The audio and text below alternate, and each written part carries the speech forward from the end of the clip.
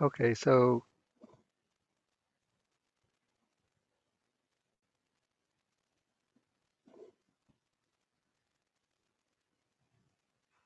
is it loud enough? You sure? Okay. Okay, so good afternoon, everybody. And so now we're going to have a short review, and then take some questions.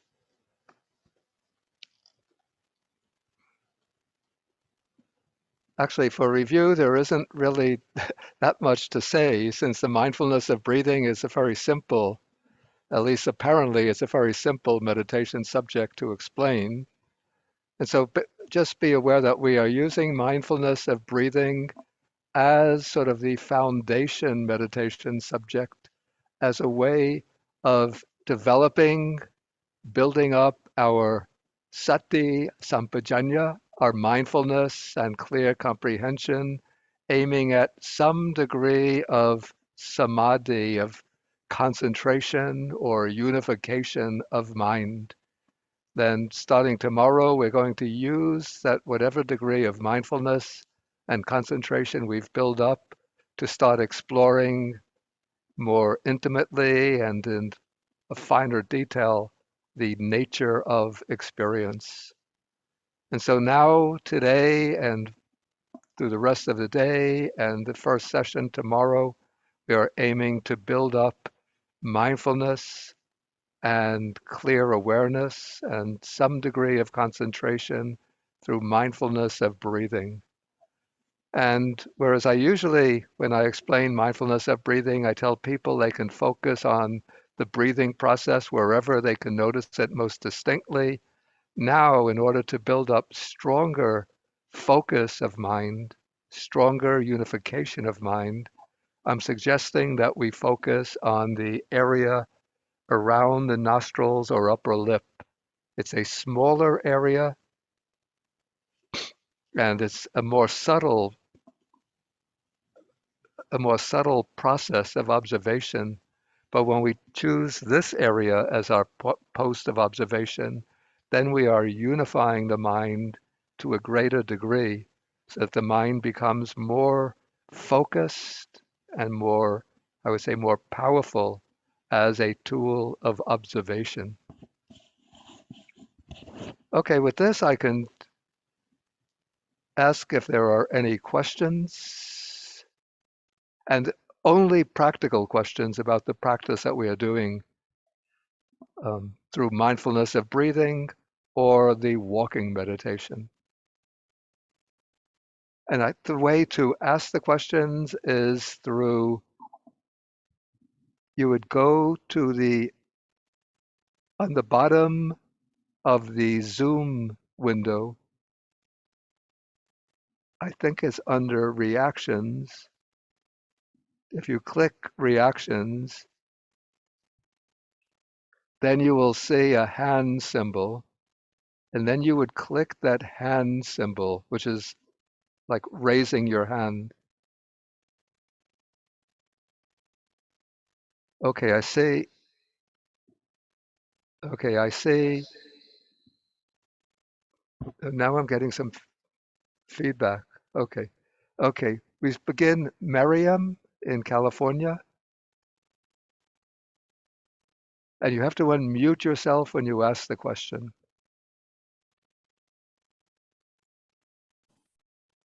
Okay. Okay. Thank you, Bhante. Thank you for the teaching and thank you for taking my questions. I have a couple of them. One with regard to the breathing. You mentioned don't forcefully bring the mind back to the breath when the mind goes away. Yeah. So when I try to do that, the mind never comes back to the breath. It keeps going away. And I constantly bring it, I say, go back to the breath, wait for it. Nope, it's not going back. So, and you said, I don't know how not to do it forcefully. Okay, what I say is that this is when you're observing the breath. And actually, there are two things that I say which are a little different, but along the same line. One is just in the initial observation of the breath, I say, don't push the mind onto the breath. Like, don't force the mind onto the breath, because then the mind gets tight and tense, and it slips away from the breath.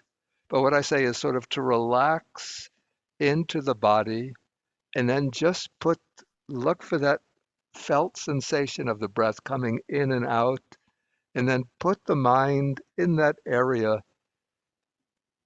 very softly, very gently, very lightly, and just pick up the sense of the breath coming in and going out, and just continue to observe it there. Okay, so that's the first thing that I say. Like, I say not to push the mind onto the breath, but sort of like to sit back with a relaxed frame of mind, but observing the breath, not letting the mind wander, but keeping the mind, we say, tied to the breath, but not pushing the mind, forcing it onto the breath.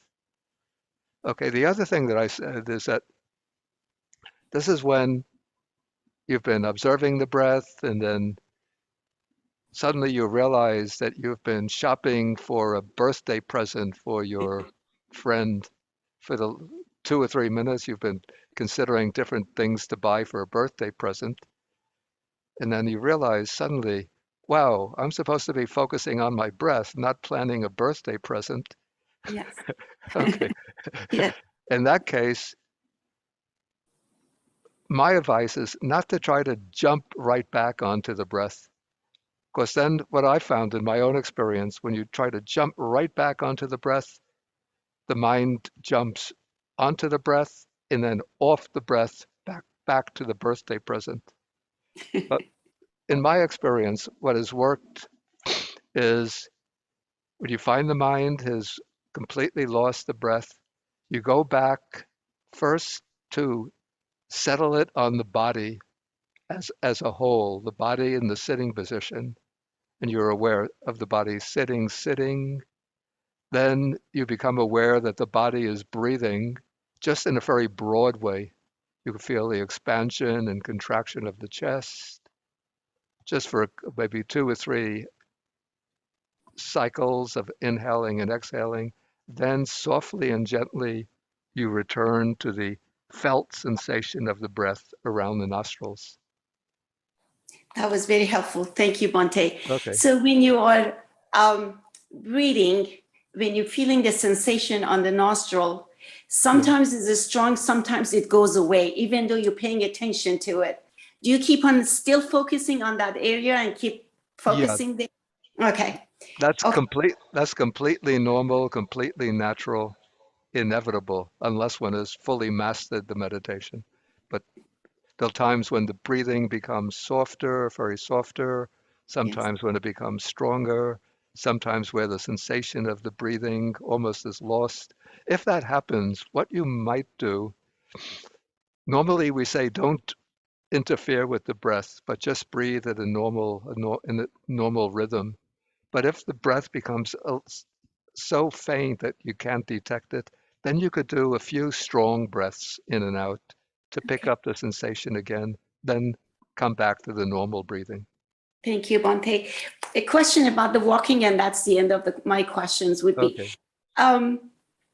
when I'm doing the walking meditation, I've noticed when I pick up and lift and push, if I walk at the normal pace, I'm doing both of them at the same time. So when the right leg is lifting and is going towards the ground to touch the floor, Yeah. my left leg is coming up. So I'm thinking both of them at the same time. Should I slow down? When I slow Yeah, down, that I would say slow down. okay, Slow down okay, the walk. It shouldn't be, I say for the pace of the walking, I say slow normal, not quite normal walking. okay, And what I'm trying to discourage is this artificially slow, extremely slow walking that I've seen some people do. okay. Yeah, so it should be slow, but not artificially slow. Thank you, Bhante. Okay, let's see. The next is Rajesh, and unmute. Okay. Okay, thank you, Bhante. Okay, Bhante, I have a question about something that happens during my meditation. Yeah. There are two things which happen. The first is when I'm meditating on the breath, I feel this circular motion somewhere in my chest, and more recently, it's moving into my face and my head, and You it's feel pretty, a motion? yeah, it's like an internal flow of something, and it Yeah. seems to be unrelated to my breath, Yeah. because I even stop the breath and it still continues. Yeah. And it's very disconcerting. Yeah. And it's difficult to concentrate on the breath because I'm sensing this motion. And I Yeah. don't know how to describe it. I describe it as a motion, but it's some kind of a flow, let's say, of energy or something, and it's in the chest, and it has like a circular motion. And then the same thing is now happening in my head and my face. And I just don't know what to make of it. And so you may be familiar with the pranayama exercises. I don't know if you're familiar with those. With what? The pranayama exercises. Pranayama. Yeah. And so I tried those just to see if it can help me. When I do those, that motion ceases. But then when I come back to the normal observation of the breath, it starts again. So I was just wondering if you have any insights as to what I should do. I would say just try not to pay attention to it. Sometimes strange things happen when the mind starts to get focused, but just try not to pay too much attention to it, not let it worry or disturb the mind, but just sort of make the determination, I'm not going to let my mind be distracted by these bodily sensations, but just go back to the felt sense of the breath around the nostrils. See what happens. Okay. Thank you, Bhante.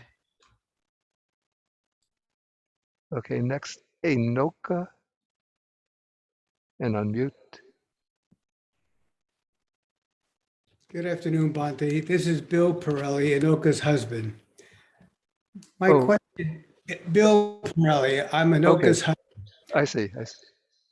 Bhante, earlier you talked about, and I've heard it before, that when we're doing breath meditation, concentration on the breath, to sometimes when you're breathing in, out, some sort of verbalization. Yeah. For me, that doesn't work. I prefer just to concentrate on my breath, and that works much better for me. Is there Okay. better? Whatever works is what you do. Okay. Yeah. The verbalization is there some way to? I'm sorry. We're getting the sound is coming from the loudspeaker and my voice at the same time. Okay. I think that's better.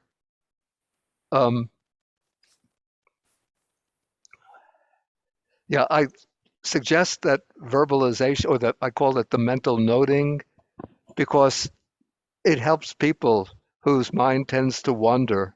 If they don't do the mental noting, then the mind will wander. So using the mental noting helps to be a constant reminder to keep one's mind on the breath.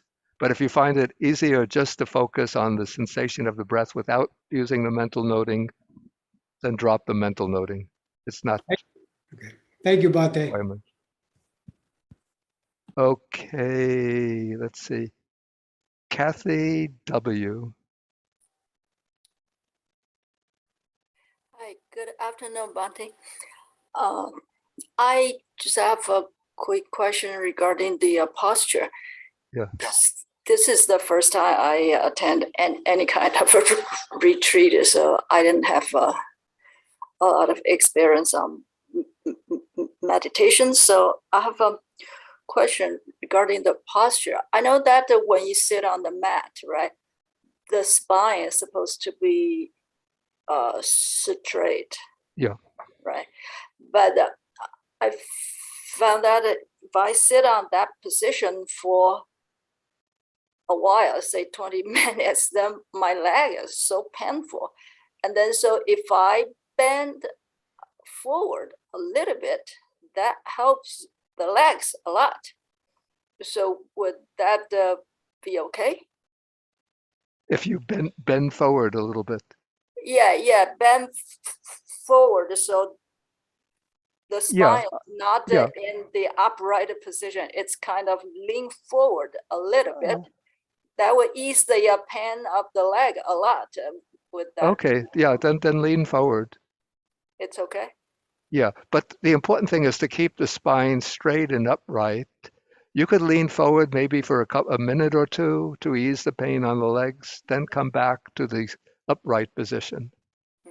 Okay. Yeah. Thank you so much. See if that works. Yeah. And Sure. don't feel that you have to start changing the posture though as soon as the pain starts. You can let the pain build up a little bit. This is the way you develop the power of endurance. But when the pain becomes very strong to the point where it becomes really distracting, then you can lean forward a little bit to ease the pain for Oh, a minute or two, then come back to the upright okay. position. Because also I will switch the position of the leg, the left and right. Yeah, you can move the legs. Don't do it immediately. Keep the legs firm until the pain builds up a bit, trying just to develop patience and focus on the breath. But when the pain becomes too much of a distraction, then you can readjust the legs. All right. Thank you so much. Okay. Okay, Samir Vital. Bhante, thank you. This is Samir. Yes, Samir. I have also been following along with your winter break meditations on Saturdays, and I have started noticing that during the mindfulness of breath practice, initially I would feel a tightness between my eyes, but that has gone away. Yeah. And now it is replaced by colors, which is very strange. I see purple colors and sometimes white, bluish, greenish colors that seem to show up first as a patch and then expands into and it's a little disturbing. So am I doing something wrong? No, I say that is a sign. This is what you're seeing in the mind's eye. Sort of mentally visualized colors. Unmute. I'm sorry. It's between my eyebrows and a little above. Yeah. And Okay. Yeah, but it's it's seen with the sometimes mind's eye. Yeah. correct. I think so. And it sort of starts initially it would hurt a bit, but now it doesn't hurt. And I've also noticed the same bluish green light show up in the stage when I'm half asleep and I'm just waking up in the morning also. I see. So I don't know what's going on. Yeah. What I would say is not to worry too much about the colors that appear. Sometimes unusual phenomena occur, and you just let them go their own way, and just continuously bring the mind back to the focus on the breath.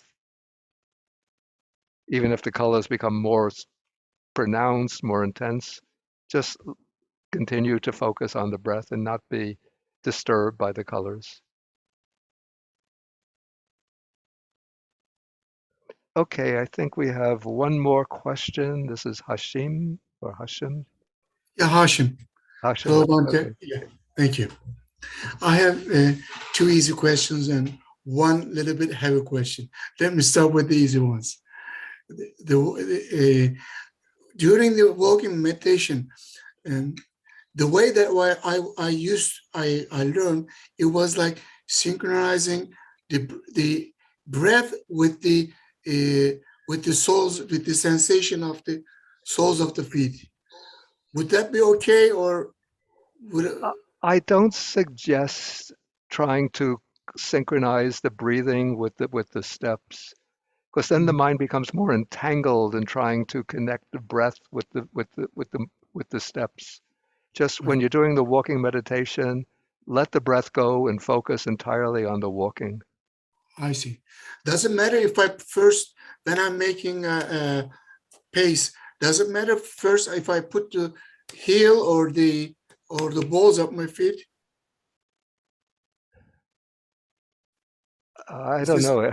People, I guess, have different ways of walking. I just know, in my experience, I always put the heel first, and then That's the why I rest of asked. I saw you putting your heels first. That's yeah, why I asked. not deliberately. That's just the natural way that I walk. So that means it's not important. I understand. Yeah. And during the breathing, sitting, when I breathe, is that okay if I just only focus within my nostrils? Wherever you feel, wherever you get the I call this the touch sensation of the breath. Some Mhm. people it's inside the nostrils, some people it's around the nostrils, some people it's on the upper lip. It's slightly different places for different people. But wherever you pick up that felt sense of the breathing, that's your base of observation, the post of observation. Okay, I got it. Now I'm coming with my heavy question.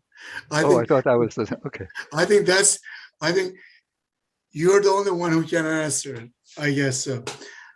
I started Buddhism with Zen Yeah, meditation, and when the time went by, I discovered Thich Nhat Hanh, which is a Vietnamese Zen master. yeah, But it's funny. Later, when I practiced his from his books, from his videos, etc., the way he explains the meditation and the way he practices meditation is like a Theravada monk. yeah. So I really cannot differentiate the difference between his way of Zen and the Theravada. Is there a, how do I say, is there a thin curtain between them? First, like this is a theoretical question, and I want to deal only with matters, Okay. practical questions. But what I found is that Thich Nhat Hanh, you see, and that particular generation of Vietnamese monks Mhm. began sort of inquiring, like, what were the original Buddhist teachings? Mhm. And then they started to go back to even in Chinese translation, which they use in Vietnam, they have the translations of the early texts corresponding to the Pali suttas. And so Thich Nhat Hanh began going back and sort of investigating, the early Buddhist texts in the Chinese translation, and then I think he even learned Pali, read the English translations of Pali texts. And Mhm. so he took as a starting point for his practice, as a basis, the Satipatthana Sutta, the sutta on the foundations of mindfulness, and the Anapanasati Sutta, the sutta on mindfulness of breathing. I see. So that way you find a very close correspondence of his style of meditation with the early Buddhist teachings. I see. Okay. Thank you very much. Okay, I think now it's time for us to return to to the mindfulness of breathing.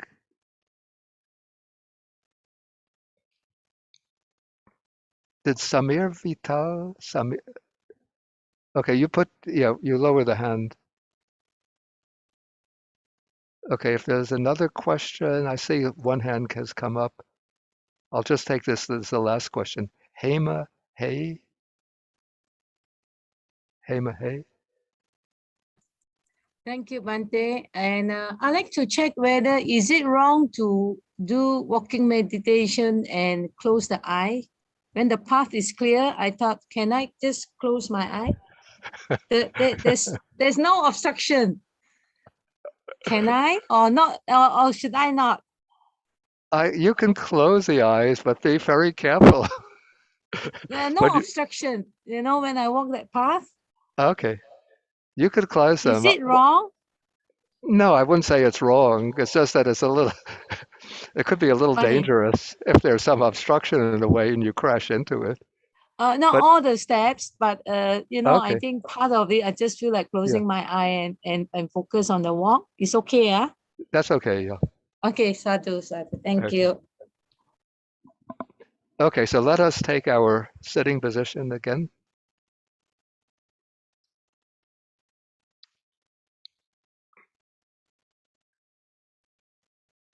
And we will return to mindfulness of breathing.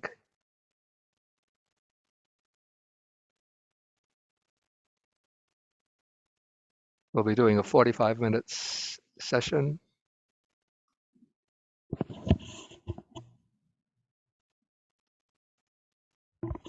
And when the time is up, then you will hear the gong.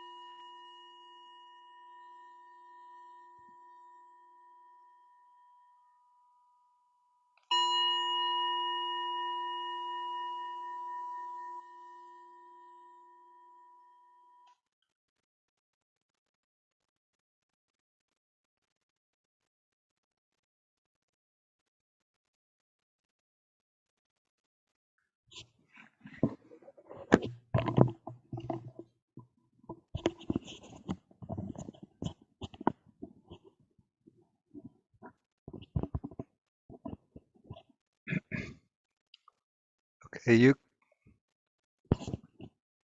you can relax now. And in the usual way, we rub the palms together, then rub the palms over the face, top of the head, back of the head, back of the neck,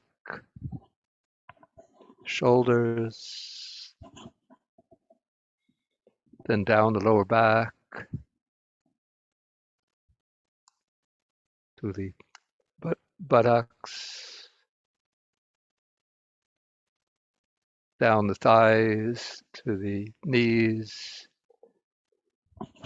and then down to the feet and the toes. Okay, we will have now a session of walking meditation.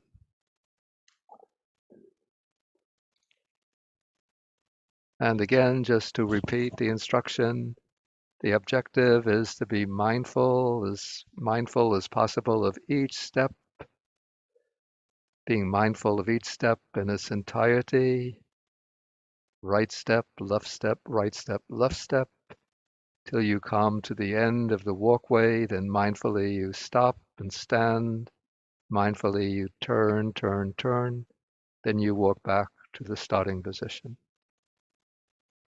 And as I said, in the morning, you can attend to each step in terms of the two phases of pushing the foot forward and putting the foot down, and being especially attentive to the contact sensation of the foot as it's pressed against the floor. Okay, so let us begin, and we'll continue until 3:30, and about 3:29, then I'll sound the gong for everybody to return to their seats.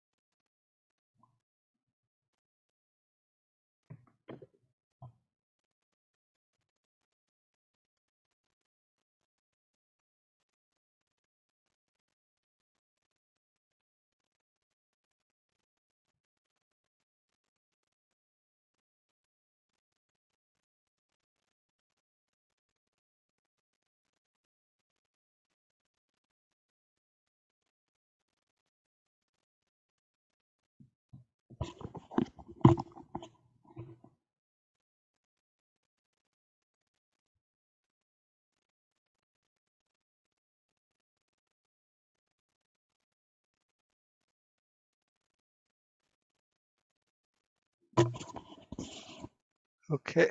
Okay. Okay, then we just continue now with another period of mindfulness of breathing.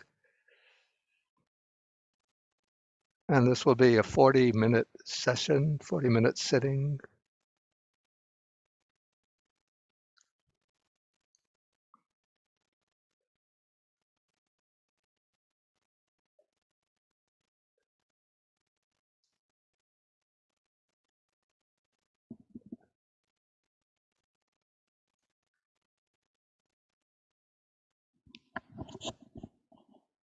So just continue in the same way that you've been practicing in the previous session.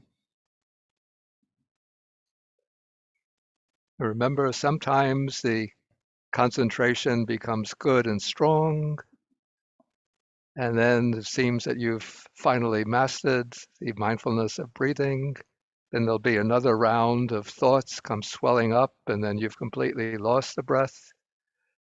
But then you have to recognize that the mind has wandered, that this is a natural part of the process, that as you sort of dig through deeper layers of the mind, new layers of wandering thoughts come up, but just persist with the process patiently, persistently, with firm determination, and we will gradually be making progress in this practice.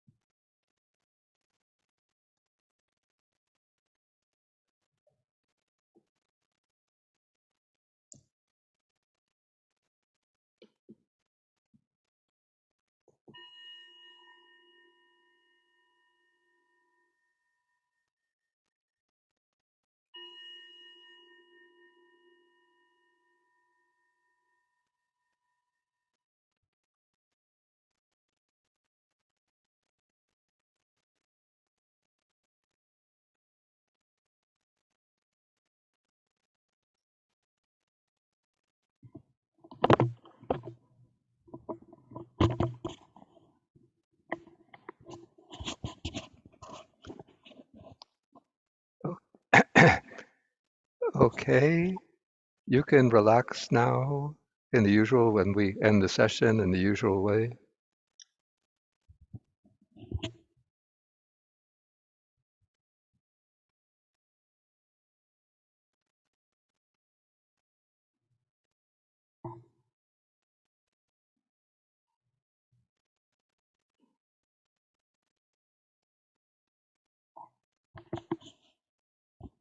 So we've all worked very diligently this afternoon.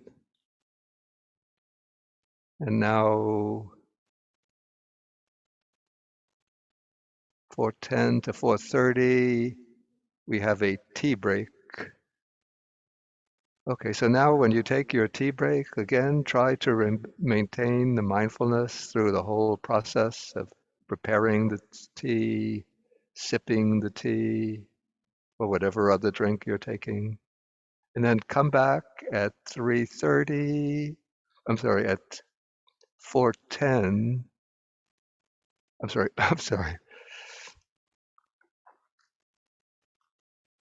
Be back at 4:30, then we will have a little Dhamma talk and then some time for questions. Okay, so let us rise and take our break.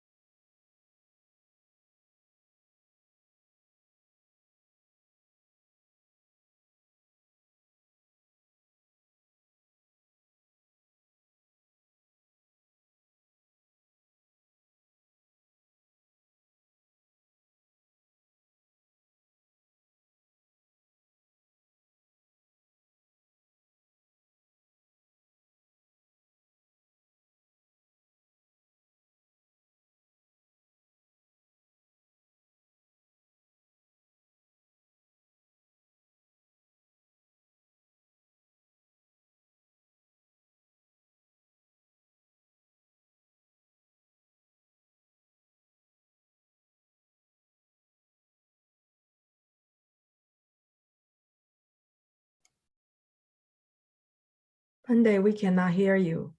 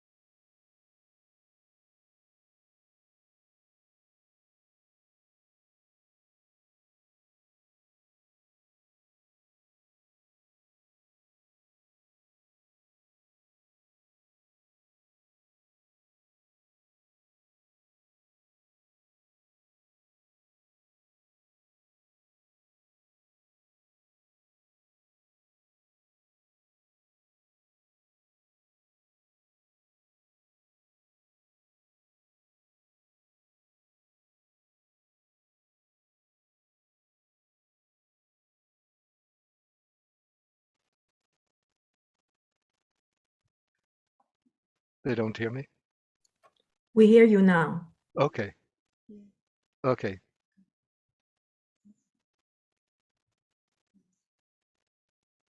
What?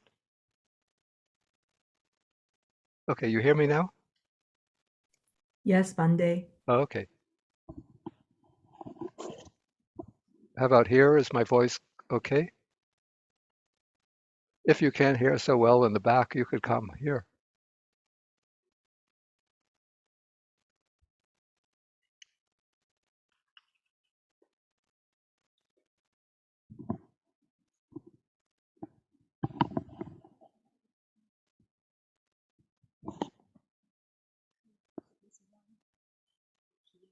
Okay. Okay. No, but how about to hear my talk? They could hear okay.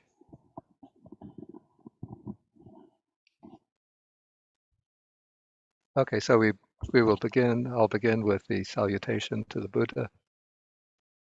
Namo tassa bhagavato arahato sama sambuddhassa.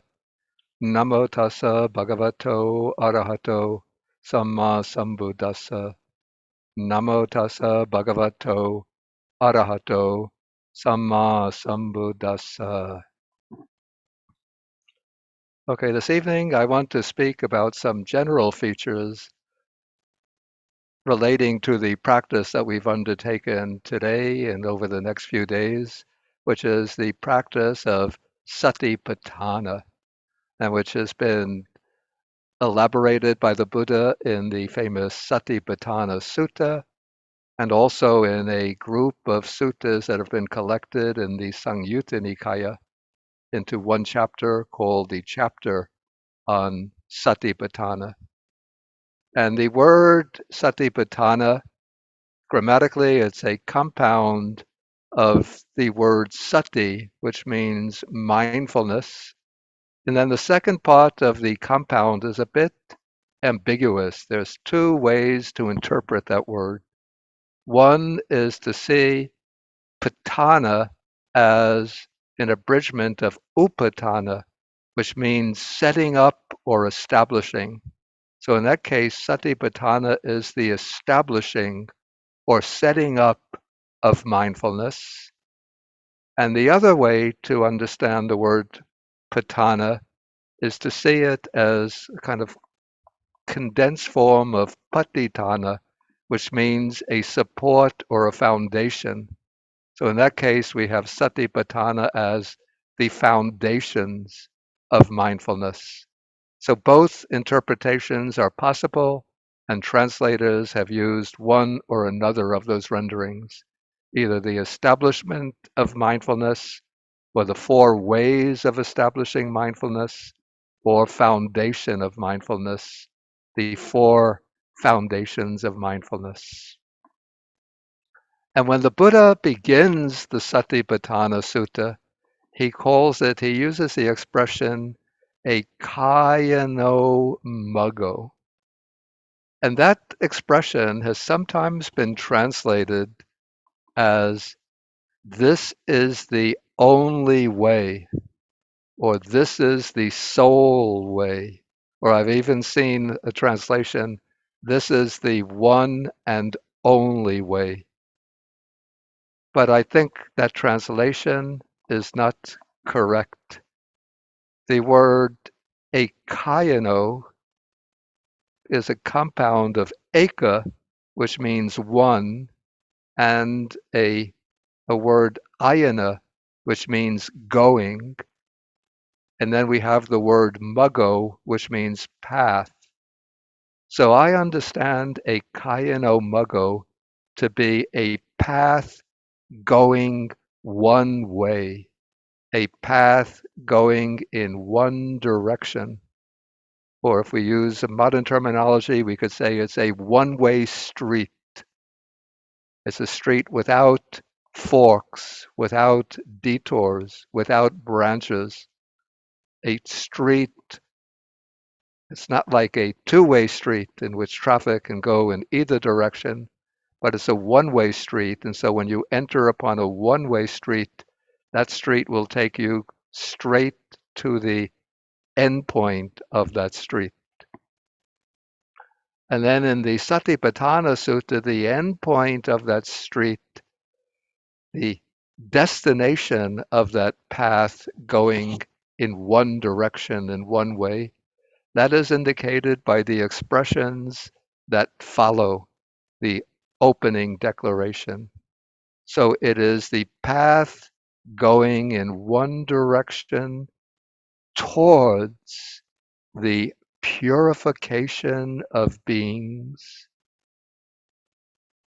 dukkha domanasanang, sokaparidevananga tangamaya, towards the extinction of sorrow and weeping, lamentation, towards the overcoming of dukkha domanassa, of suffering and misery, towards the nyayasa adhigamaya, towards the attainment of the true path, the world transcending path, the liberating path, and nibbanasa sachikiriyaya, to the realization of nibbana. And so first, what's really very, very crucial in understanding the practice of Satipatthana is that it is a path.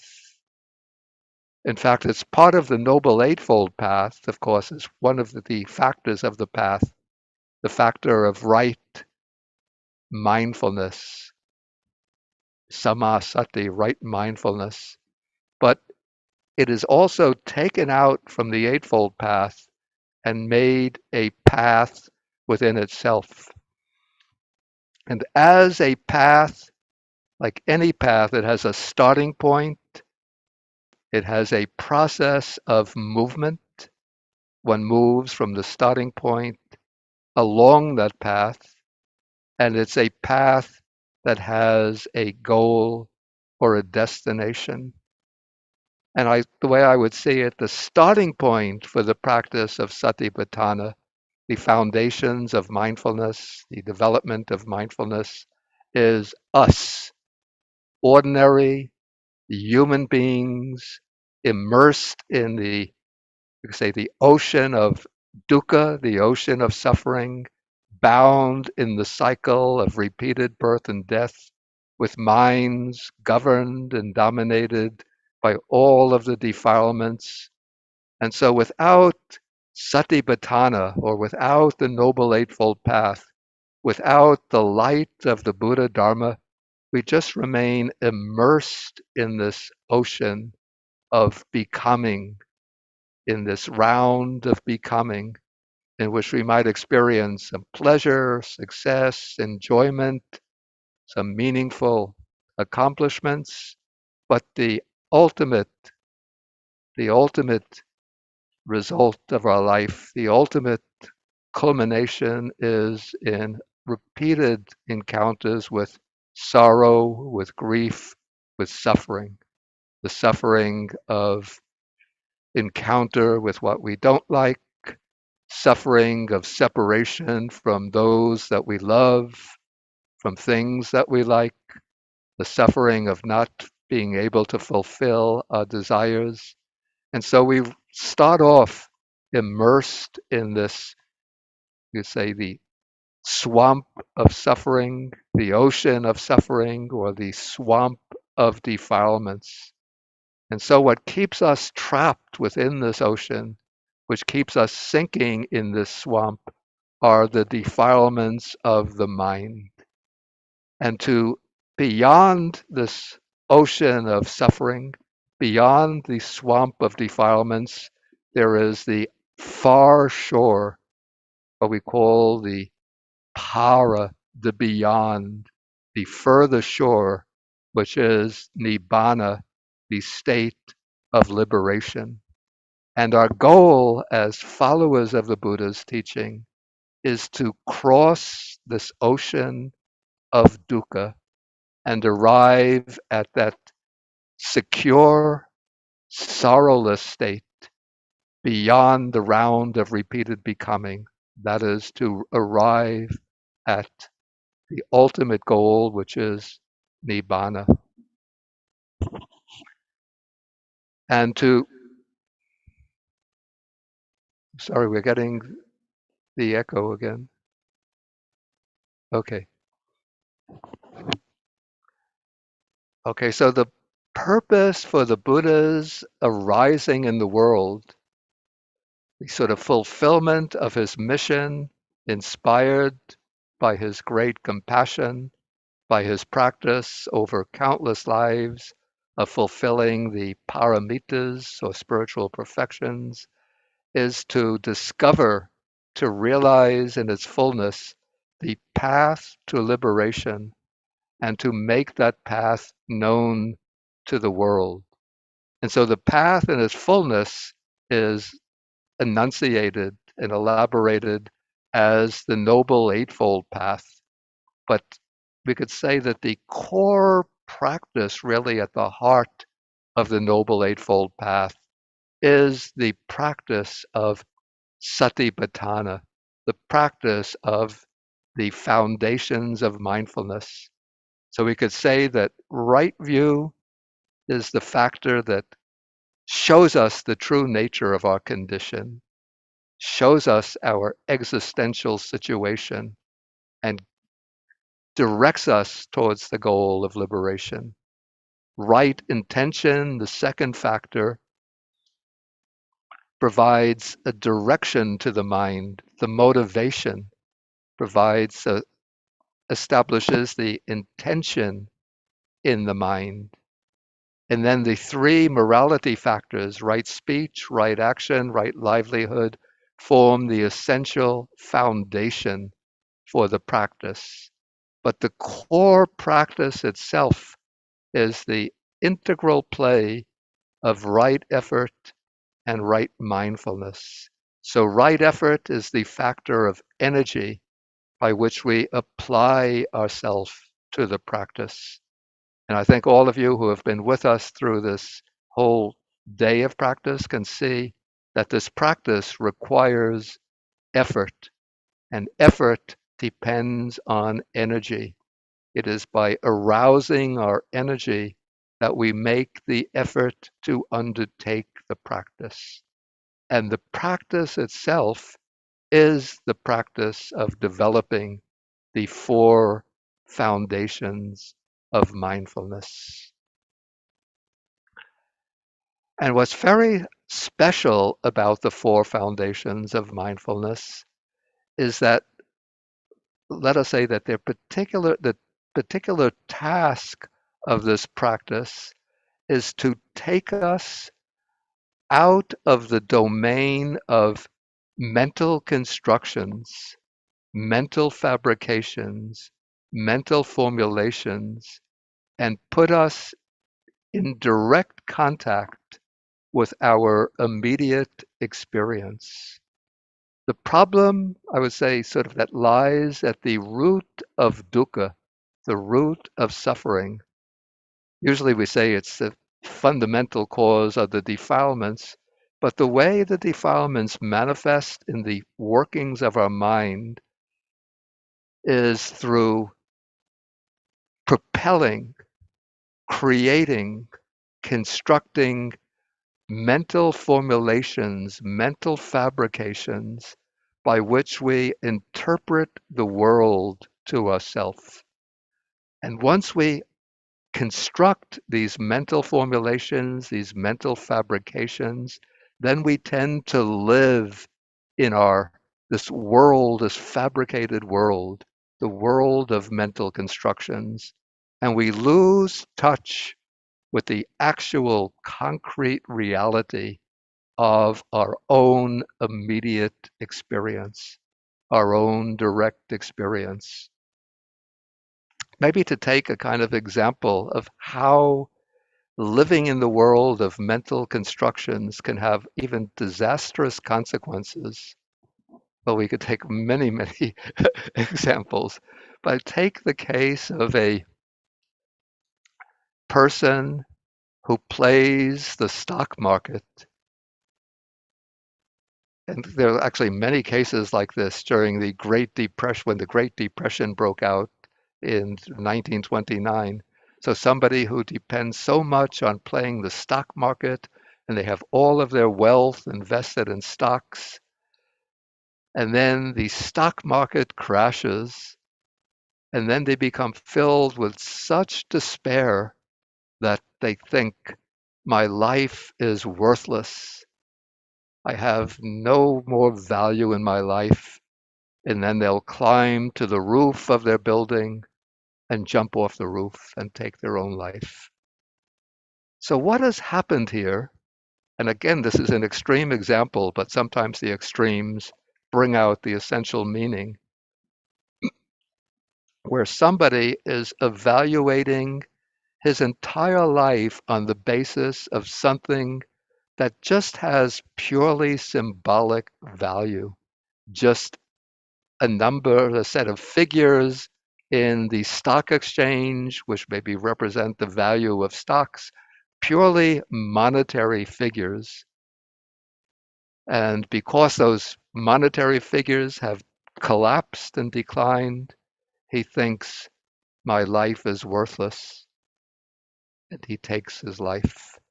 And so he's built up his life around all of these mental constructions, these conceptual elaborations. And when those conceptual elaborations no longer fulfill his desires, then it means his life is worthless and he'll end his life. So that's an extreme example, but it shows us how, even if you reflect back on your own life, to what extent do we live in this world of mental constructions? So I have people that I like, I say, those are my friends. People I don't like, those are my opponents, my rivals, even my enemies. I have things that I like, so I collect them, things that I don't like, so I reject them. And so we get bound up in this world of creating constructs, constructing concepts, then projecting them out upon the world. And once we become tied up in that web of concepts, web of mental constructions, we completely lose touch with the reality of our concrete lived experience. And so the practice of Satipatthana, the foundations of mindfulness, is the path that brings us back to our direct experience. So I think that Thich Nhat Hanh says that it's a way of coming home, of returning home. Because usually we are lost along these these pathways of conceptual construction, conceptual formulations. We build up a world of, we have our race, our religion, our family, our country. We're willing to fight for our religion, for our race, for our country. We're suspicious of people with other religions, other races, other countries, other languages. So much is this straying away from our direct experience. And so the foundation, the practice of Satipatthana brings us directly back to our own experience in the simplest way. You don't have to pay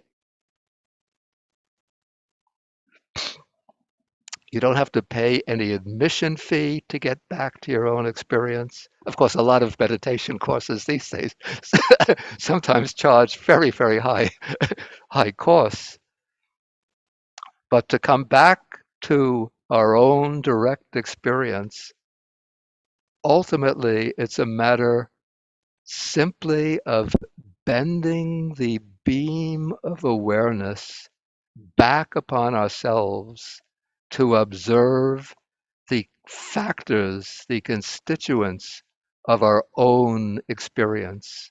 And the Buddha has used the sort of the knife of his wisdom to dissect the domain of experience into these four, let's say he's used the knife of his wisdom to dissect the totality of experience into these four domains. And so we have the contemplation of the body, contemplation of feeling, contemplation of the mind. So those three, I would say, are the core of the practice in establishing the secure foundation for the development of insight. And then in the fourth foundation of mindfulness, the contemplation of Dhammas, we move through various groups of factors which serve as the basis for the cultivation of insight into the true nature of our experience. And so in this retreat, we will be focusing primarily on two of the foundations of mindfulness. And so we work with the contemplation of the body and contemplation of mind. And out of the various exercises in contemplation of the body, we've taken one as our method of practice, as our subject of practice. That subject is mindfulness of breathing. And today we've been using the elementary, or let's say the introductory section of mindfulness of breathing, where we are attentive to the in-breath and the out-breath, trying to follow each in-breath, each out-breath through the full extent of the in-breath and out-breath. Tomorrow we'll be moving to a more expanded method of practicing the mindfulness of breathing, where we start to explore the entire body with the mindfulness of breathing as the root or the foundation for that practice. The other foundation of mindfulness that we'll be practicing is contemplation of the mind, which we take up on the third day. So somebody might ask, well, what about contemplation of feeling? Because the number of days that we have for this retreat is limited, so I didn't devote a particular section or a particular day or period to contemplation of feeling, but we can bring in contemplation of feeling incidentally, sort of as a subset or a corollary of contemplation of the mind. And we'll see how that is to be done when we come to the third day of the retreat. We start contemplation of mind. And so it's quite significant to note that in the four foundations of mindfulness, though the ultimate aim is to see into the nature of phenomena and remove the distortions of thinking and perception that close off the real nature of phenomena from ourselves. So that is the ultimate practice in the foundations of mindfulness. But the Buddha begins the four foundations of mindfulness with contemplation of the body. And that's quite significant because it means that the Buddha wants us, first of all, to get in touch with our bodies and the experience rooted in the body. This body is the sort of the basis of the 6 or 5 of the physical sense faculties through which we experience forms through the eye, sounds through the ear, odors through the nose, taste through the tongue, and touch sensations through the physical body. And then through the mind, we contemplate thoughts, emotions, feelings, and so forth. And normally, the mind gets lost amongst the domains of sensory experience. It gets lost amongst the sense objects. And the mindfulness of the body is the way of bringing the mind back from its infatuation with the objects of the senses, from its pursuit of the objects of the senses, bringing it back to a recollection of the physical nature, the physical basis of all of our experience. There is a sutta, it's in the Samyutta Nikaya,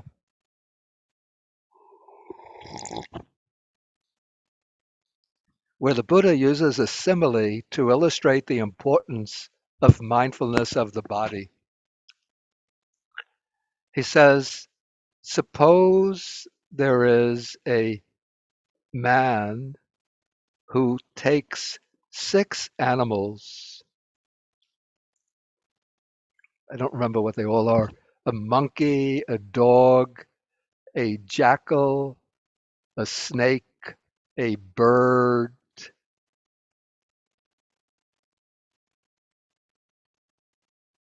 and a lizard. I think the 6th is a lizard. And he ties them all up with rope and collects the ropes, the ends of the rope together, but doesn't tie the ropes together. He just holds the ropes, the end of the rope in his hand. Then he releases the ropes. And what happens is that each animal runs off in its own direction towards its own familiar dwelling place. So the bird will fly into the sky, the dog will run off to the village, the jackal will run to the woods, the monkey will climb a tree, and so forth. And so without mindfulness, the Buddha says, each of the senses on its own accord runs off to its own specific sense object. But then the Buddha says, suppose the man collects again these 6 animals,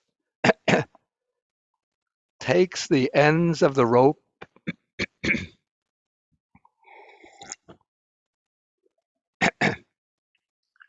and then ties the ends of the rope to a firm post. Okay, then he releases the ends, the ropes, and then the animals will try to run off, each to its own familiar abode. But they pull on the rope, but they can't escape. They can't break loose. And the reason they can't break loose is because the ropes have been tied to that firm post. And so after a while, the 6 animals, each of the 6 animals will become tired, and then they lie down or sit down close to that pillar, close to that post. So the Buddha says that that post represents mindfulness of the body. And the 6 senses normally try to run off to their own objects. But when we develop mindfulness of the body, then the senses, including the mind base, the mind sense, are not able to run off to their objects, but the mind settles down and becomes still, quiet, and settled. So for this reason, we take mindfulness of the body as the foundation of our practice, and we use mindfulness of breathing as the way to develop mindfulness of the body. Okay, so maybe this will do for my introductory talk, and then we have about 10 minutes for questions. And so again, if anybody has questions, then you can use on the bottom of the Zoom screen, you'll see one of the features is called reactions. And if you click on that, you'll see a hand symbol. And then you click that hand symbol, and then your raised hand will appear in the participant list. So please, if you have questions, don't hesitate to ask.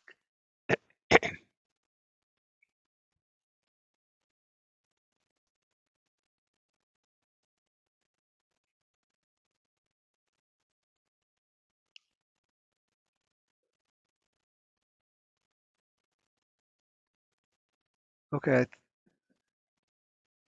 Okay, I see one hand. This is Ian. So you unmute. Thank you, Bhante. Okay. I have a question that I think might have one foot in the theoretical. Okay. I'm not sure. That but, doesn't matter for this session. It doesn't matter if it's a oh, little okay, theoretical. great. It's okay. Okay. Great. I know that I've never heard you give meditation instruction without mentioning the thumbs lightly touching. I take you and Bhikkhu Analayo to be two of the foremost living authorities on the practice and the theory of the Dhamma. Yeah. And I've seen a photo of Bhikkhu Analayo meditating with his thumbs together. And I just wonder about it for my own practice, because I have never seen the Buddha depicted either graphically or in the suttas as doing this. And I wonder, does it have some benefit that we know about now that the Buddha didn't know about? Or it's a good question. That's a good question. Let's say I don't think it's necessary, it's a fixed rule. You have to have the thumbs touching. But I don't know, it's just the way that was instructed from the very beginning, and the way that I've almost always practiced. And I think I do see maybe the Chinese and Japanese Buddha images with the thumbs forming a kind of little circle. Excuse me, I'm losing my voice. I get phlegm in my throat.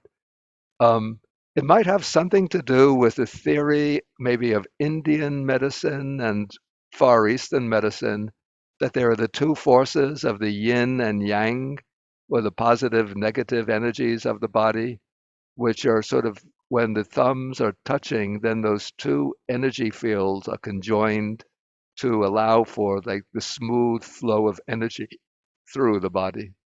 That's all I could think of, but it's just the way I was instructed, and so it's the way I explain. But if somebody is accustomed to practice without touching the thumbs, go ahead and do so. I don't think it will be a big obstacle to one's practice.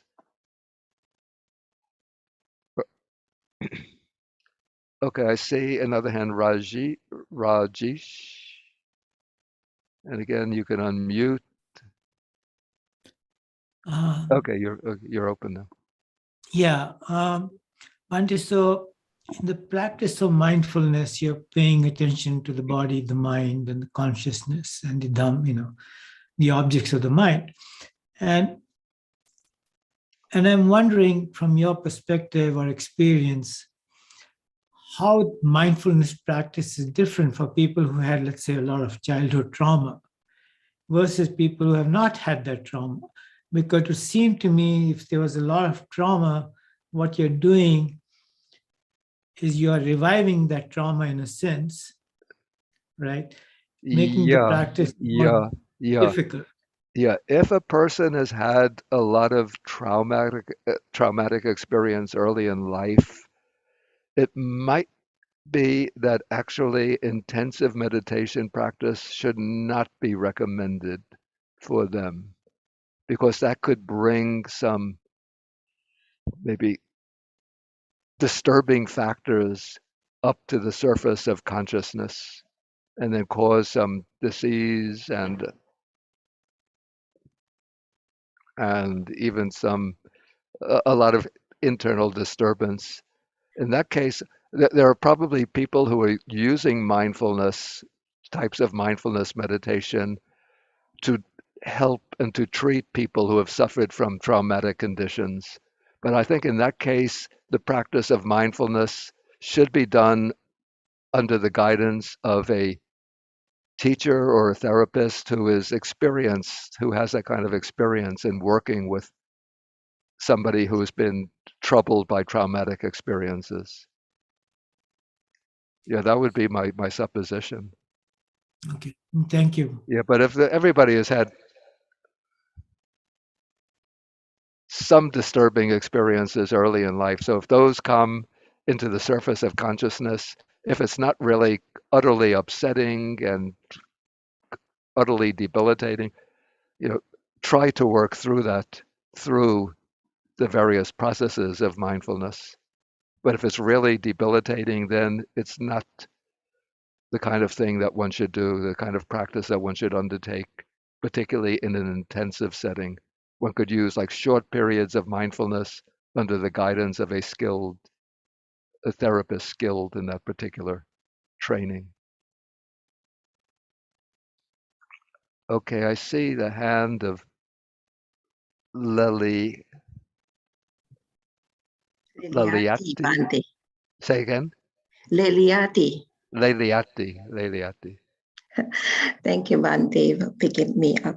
I want to ask, when my concentration is very good and I keep watching the breathing in and out, it seems like the breathing becomes slower and slower and disappearing. Is it true? Is it correct? Yeah, that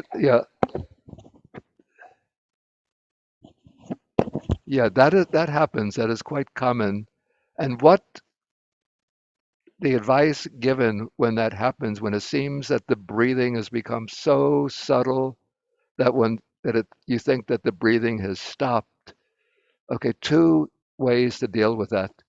One, I've heard this from Goenka, the Indian meditation teacher Goenka. In that case, what you do is take a few strong breaths to revive the feeling of the breath coming in and out at the nostrils. So it's like somebody is maybe losing consciousness, and then you give them a kind of, what is this called, resuscitation. They've lost the breath, or maybe the heart has stopped beating, and then you compress the heart to get it to start breathing again. Okay, so this is when the breath becomes very, very subtle. Then you can start do a few strong breaths in and out in order to bring back, to revive the felt sense of the breath coming in and out. And so that's one approach. The other approach, which is what is mentioned in the Visuddhimagga, is one starts to pay very, very careful attention to the area around the nostrils, to observe it very, very closely. And when one does so, then one will see that the breath has not actually stopped, but it's just reached a very subtle level. And then you can follow the in and out breathing at that very subtle level. Yeah. Thank you. Thank you, Bhante. Okay, I'll take one more question, and I think we'll have to break for we'll have to enter our break period. And this will be Samir. You unmute. Okay, please. Bhante, I think Samir dropped. I see his panel. Because I got unmuted. Okay, Samir, are you there? Okay, Gita, you could. I see you have your hand. You could ask your question. Gita? Good evening, Bhante. Thank Good evening. you. My question is just a confirmation to find out, Bhante, the 6 sense faculties, the eye, ear, nose, tongue, right? And then we're taming those wild animals, the example that the Buddha gives.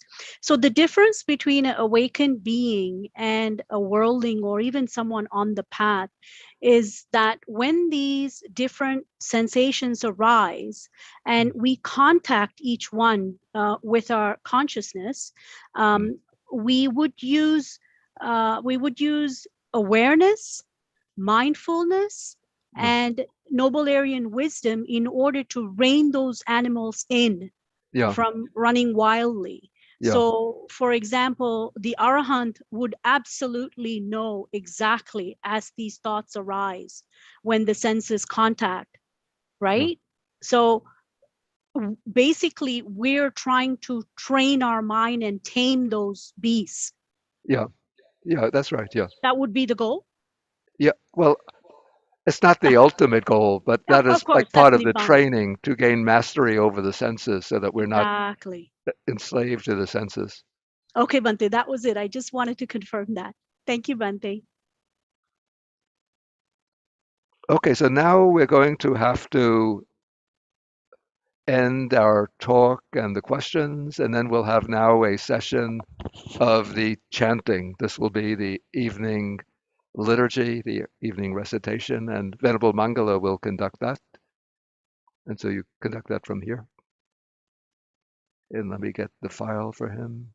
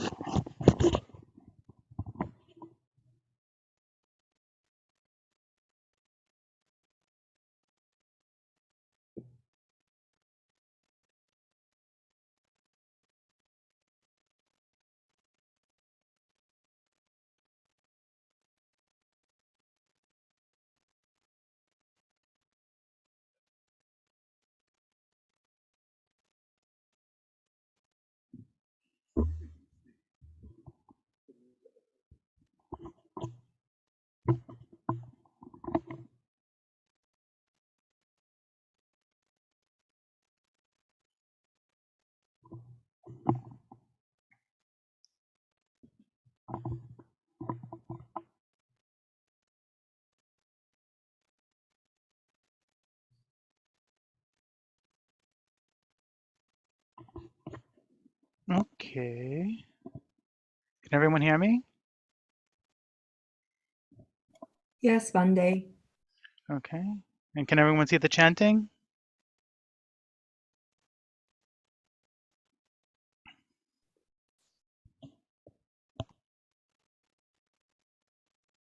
Now they should be able to. Okay. Oh.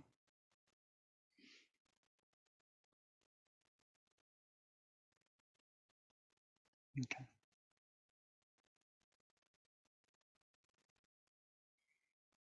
Okay.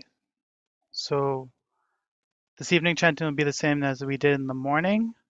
Even though we can't hear everybody, this won't be like our typical Wednesday program or Sunday program, we have the call and response, which has been myself chanting, but that doesn't give everyone an excuse not to at least try to participate and recite the Pali verses along with me. So as always, we'll put our hands up at our chest as a sign of respect for the Buddha, the Dhamma, and the Sangha. And we'll begin with Namo Tassa 3 times. Namo Tassa Bhagavato Arahato Samma Sambuddhassa. Namo Tassa Bhagavato Arahato Samma Sambuddhassa. Namo Tassa Bhagavato Arahato Samma Sambuddhassa. Homage to the Buddha. Iti piso bhagava araham samma sambuddho vijacharana sampanno sugato lokavidu anuttaro purisa dhamma sarati satta deva manusanam Buddho Bhagavati. Namo Tassa Samma Sambuddhassa. Ye cha Buddha Tita cha Ye cha Buddha Anagata Pachupanna cha Ye Buddha Ahang Vandami Sabada Nati me saranang anyang Buddho me saranang varang Ena satcha vachena Hotu me jaya mangalang Uttamange na vandehang Padapangsu varuttamang Buddheyo kalito doso Buddho kamatu tang mamang Buddhang yavani bana pariyantang saranang gacchami. Okay, homage to the Dhamma. Swakato bhagavata Dhammo Sanditiko akaliko ehipasiko opanaiko pachattang veditabo vinyuhiti. Namo tassa niyanikassa dhammassa ye cha dhamma attita cha ye cha dhamma anagata pachupanna cha ye dhamma ahang vandami sabada nati me saranang anyang dhammo me saranang varang etena sacha vajena Hotu me jaya mangalang Uttamange na vandehang Dhamman chatividang varang Dhammeyo kalito doso Dhammo kamatu tang mamang Dhammang yavani bana pariyantang saranang gacchami. Okay, homage to the Sangha. Supatipanno bhagavato savaka sangho Ujupatipanno bhagavato savaka sangho Nyaya-patipanno bhagavato savaka sangho. Samichi-patipanno bhagavato savaka sangho. Yadidang chattari purisa yugani atta purisa pugala. Esa bhagavato savaka sangho. Bahuneyo dhakineyo anjarikaraneyo anuttarang punyaketang lokasati. Namo tassa atta arya pugala mahasangasa. Ye cha sangatita cha ye cha sanganagata pachupanna cha ye sangha ahang vandami sabada nati me saranang anyang sango me saranang varang etena satcha vajjena hotu me jaya mangalam uttamangena vandehang sanghan cha duviruttamang sangeyo kaleto doso sango kamatutang mamang Yavani pariyantang saranang gacchami. Okay, homage to the three symbols. Vandami chetiyang sabbang sappatani supatititang saririka dhatu mahabodhing Buddharupang sakalang sada Imaya dhammanudhamma patipattiya Buddhang pujemi Maya dhammanudhamma patipattiya Dhammang pujemi Imaya dhammanudhamma patipattiya Sanghang pujemi. Okay, so we'll be turning to the Metta Sutta.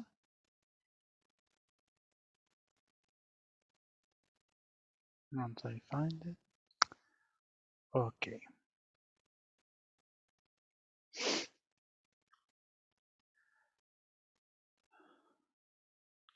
Namo tassa bhagavato arahato samma sambuddhassa. Karaniya matta kusalena yantang santang padang abhisamecha. Saku ujucha sujucha suvacho chasamudu anatimani santu sakocha suvarocha appakichocha sahalukavuti santindriyocha nipakocha appagabbo kulesu anugetu na chakudang samachare kinchi yena venyu pare upavadeyum sukino wa kemino hontu sabbe satta bhavantu sukitatta ye kinchi pana bhutati tasawa tarawa anavasesa Digawa ye mahantava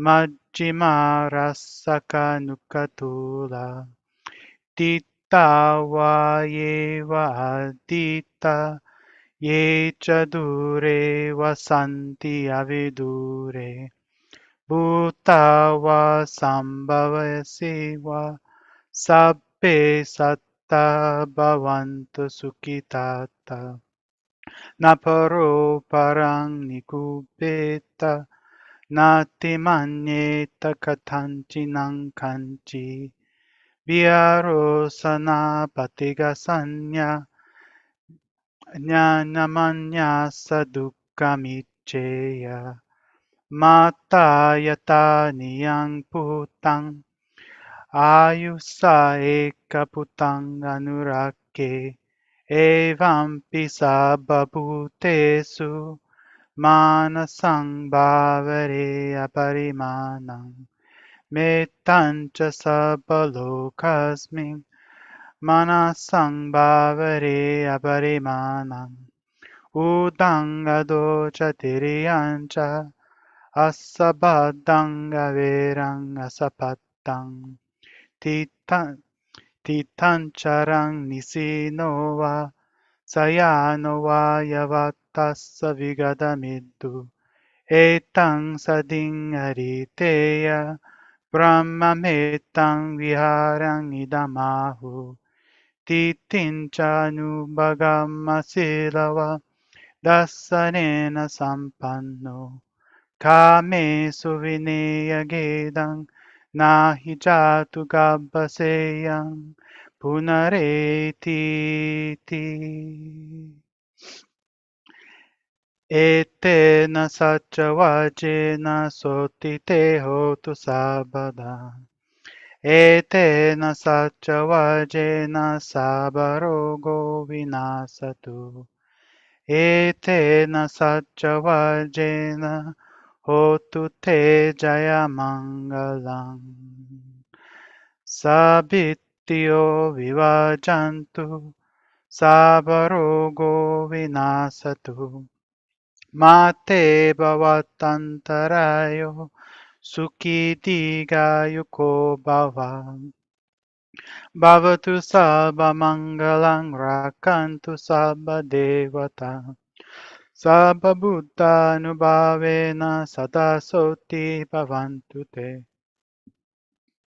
Bhavatu sabba mangalang rakantu sabba devata Sabba dhammanubhavena sada soti bhavantu te Bhavatu sabba mangalang rakantu sabba devata Sabba sanganubhavena sada soti bhavantu te Akasata chabumata deva naga mahitika Punyang tang anamoditva Chiram rakantu sasanang Akasata chabumata Deva naga mahitika Punyang tang anamoditva Chiram rakantu desanam Akasata chabumata Deva naga mahitika Punyang tang anamoditva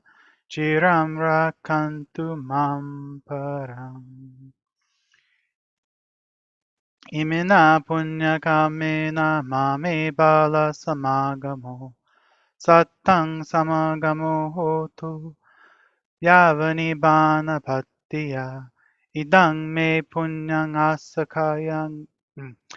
asakaya vahang hotu Saddaduka pamuchatu We end with sadhu, sadhu, sadhu. Sadhu, Sadhu, sadhu. sadhu, sadhu.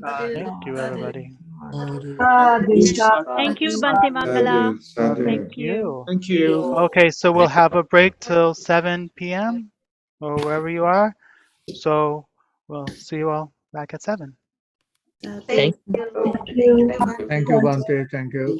Thank you, Bhante. Thank you, Bhante. Thank you, Bhante.